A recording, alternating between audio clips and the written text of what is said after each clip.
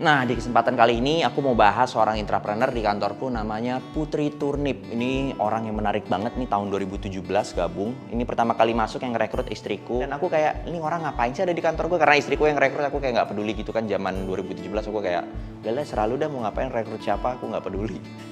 Terus aku pas kenalan, fungsi lu apa gue nggak tahu. Ternyata berjalan, dia bersandingan sama aku di tahun 2017.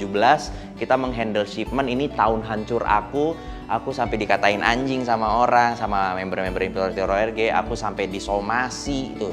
Aku disikat sama partnerku, wah pokoknya dah hamsyong banget deh. Itu kalau ngomong 2017 aku rasanya pengen nangis di tahun itu. Di situ aku ngelihat bahwa potensi Putri untuk menghandle sesuatu secara terus-menerus tuh sangat hebat. Di posisi saat ini dia adalah seorang Chief Logistic Officer, di mana aku udah nggak pernah mikirin masalah importir ORG, aku udah nggak pernah mikirin masalah shipping, semuanya selesai di tangan Putri Turnip. Dulunya dia sampai aku pindah-pindahkan posisi dari HR, dari sales, sampai terakhir dia mentok bantu aku di shipping, sampai jadi seorang Chief Logistic Officer. Nah, di video kali ini aku akan ngebahas, bahkan aku bikin Q&A untuk teman-teman mempelajari bagaimana intrapreneur Putri Turnip bekerja.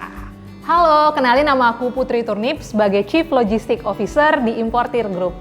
Oke, kalau sedikit flashback, aku tuh lulus di tahun 2017 dari sebuah PTN di Bandung. Dulu aku juga sempat kerja di sebuah oil and gas company milik Prancis, tapi di tahun itu industrinya nggak terlalu bagus gitu ya, dan kebetulan di tahun itu juga startup itu lagi booming-boomingnya, dan akhirnya aku masuklah ke Importir Group. Dulu kita ada di Importir ORG dan aku udah kerja hingga saat ini, berarti udah masuk 4 tahun.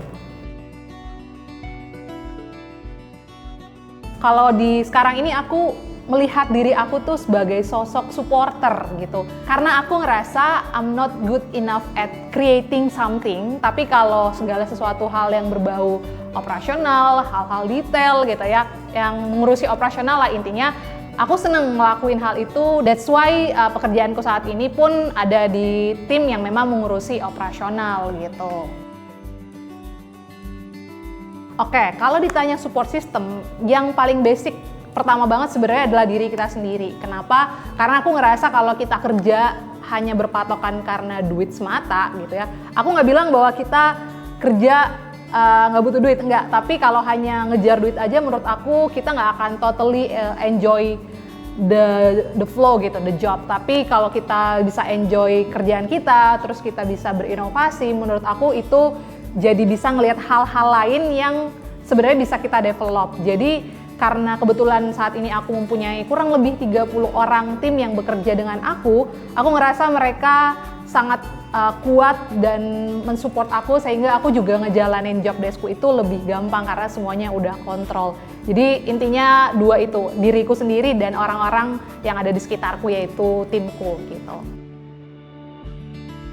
Dominan dan detail menurut aku sangat mempengaruhi aku saat ini. Itu membawa aku bisa ngelit tim aku, dan ternyata pada saat kayak mengutarakan sesuatu tuh aku merasa kayak kamu harus dengerin pendapat aku gitu loh, karena mungkin dari sifat dominannya ya. Dan yang poin kedua, detail itu menurut aku sangat berguna dan kepake banget pada saat aku ada di tim shipping, operasional, logistik. Jadi kalau di tim aku yang butuh adalah detail sebenarnya. Jadi dua sifat itu sih.